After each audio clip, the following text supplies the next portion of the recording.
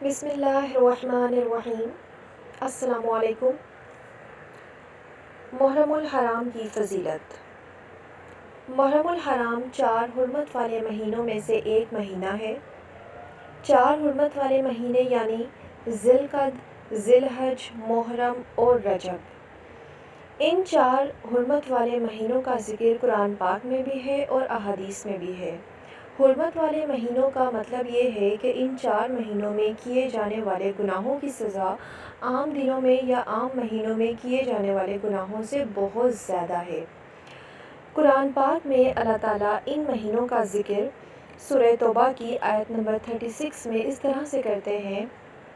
فرمانے باری تعالیٰ ہے، مہینوں کی گنتی اللہ کے نزدیک کتاب اللہ میں 12 کی ہے، اسی دن سے جب سے آسمان و زمین کو اس نے پیدا کیا ہے، ان میں سے 4 حرمت و ادب کے ہیں۔ یہی درست دین ہے، تم ان مہینوں میں اپنی جانوں پر ظلم نہ کرو یعنی گناہ نہ کرو، اور تم تمام مشرکوں سے جہاد کرو جیسے کہ وہ تم سب سے لڑتے ہیں، اور جان رکھو کہ اللہ تعالیٰ متقیوں کے ساتھ ہے۔ اسی طرح احادیث میں ان مہینوں کی تفصیلات اس طرح سے ہے۔ حضرت ابوبکر رضی اللہ تعالیٰ عنہ بیان کرتے ہیں، نبی کریم صلی اللہ علیہ وسلم نے فرمایا، سال کے 12 مہینے ہیں جن میں سے 4 حرمت والے ہیں، 3 تو مسلسل ہیں، ذی القعدہ، ذی الحج اور محرم، اور ایک رجب کا مہینہ ہے۔ محرم کے مہینے میں 10 محرم کو خاص فضیلت حاصل ہے۔ 10 محرم کو یوم عاشوراء بھی کہا جاتا ہے۔ عاشوراء کے معنی 10 کے ہیں۔ یوم عاشوراء کے روزے کی فضیلت احادیث میں واضح طور پر پائی جاتی ہے۔ اس دن کا روزہ رکھنا مستحب ہے۔ ابو ہریرہ رضی اللہ تعالیٰ عنہ بیان کرتے ہیں کہ رسول کریم صلی اللہ علیہ وسلم نے فرمایا، رمضان المبارک کے بعد افضل ترین روزے اللہ تعالیٰ کے مہینے محرم الحرام کے روزے ہیں۔ صحیح مسلم حدیث نمبر 1982۔ اسی طرح ترمذی کی ایک حدیث میں ہے، سیدنا عبداللہ بن عباس رضی اللہ تعالیٰ عنہ سے روایت ہے کہ رسول اللہ صلی اللہ علیہ وسلم نے عاشوراء کے دن روزہ رکھنے کا حکم فرمایا۔ نفلی روزے کے بارے میں ایک طویل حدیث کے آخری حصے میں ہے کہ عاشوراء کے دن کا روزہ مجھے اللہ کے کرم پر امید ہے کہ پچھلے سال کا کفارہ بنا دے گا، یعنی 10 محرم کا روزہ رکھنے سے پچھلے سال کے تمام گناہ اللہ تعالیٰ معاف فرما دے گا۔ ایک دوسری حدیث میں ہے، ایک روایت ہے کہ رسول اللہ صلی اللہ علیہ وسلم ذی الحجہ کے 9 روزے رکھتے تھے، پہلی تاریخ سے 9ویں تاریخ تک، اور عاشوراء کے روزہ یعنی 10ویں محرم کو رکھتے تھے، اور ہر مہینے میں 3 روزے رکھتے تھے، ایک پیر کو اور 2 جمعرات کو۔ سیدنا عبداللہ بن عباس رضی اللہ تعالیٰ عنہ سے ہی روایت ہے، فرماتے ہیں، جب رسول کریم صلی اللہ علیہ وسلم نے عاشوراء کا روزہ رکھا اور اس کے روزے کا حکم فرمایا تو صحابہ کرام نے عرض کیا، یا رسول اللہ صلی اللہ علیہ وسلم، یہ وہ دن ہے جس کی تعظیم یہودی اور عیسائی کرتے ہیں۔ سرکار کائنات نے فرمایا، اگر ہم آئندہ سال اس دنیا میں رہے تو 9ویں محرم کا روزہ بھی رکھیں گے۔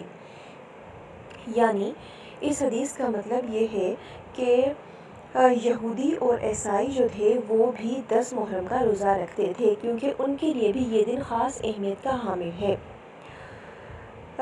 مسلمانوں کو چونکہ یہودیوں کی اور عیسائیوں کی مشابہت اختیار کرنے سے منع کیا گیا ہے، یعنی کوئی بھی ایسا کام کرنے سے مسلمانوں کو منع کیا گیا ہے کہ جس سے یہودیوں سے مشابہت ہو، یعنی جو کام وہ کرتے ہیں وہ مسلمان نہیں کر سکتے۔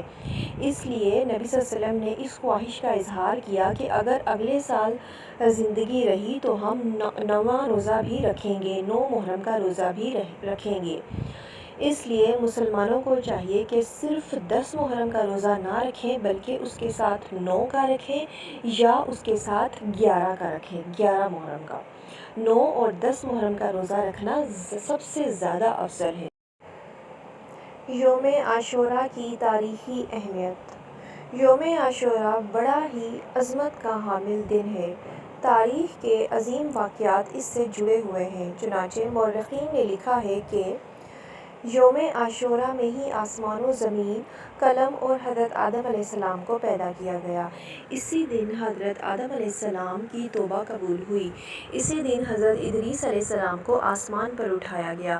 اسی دن حضرت نوح علیہ السلام کی کشتی ہولناک سیلاب سے محفوظ ہو کر کوہ جودی پر آ رکی۔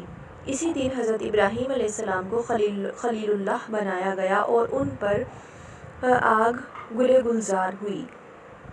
اسی دن حضرت اسماعیل علیہ السلام کی پیدائش ہوئی۔ اسی دن حضرت یوسف علیہ السلام کو قید خانے سے رہائی نصیب ہوئی اور مصر کی حکومت ملی۔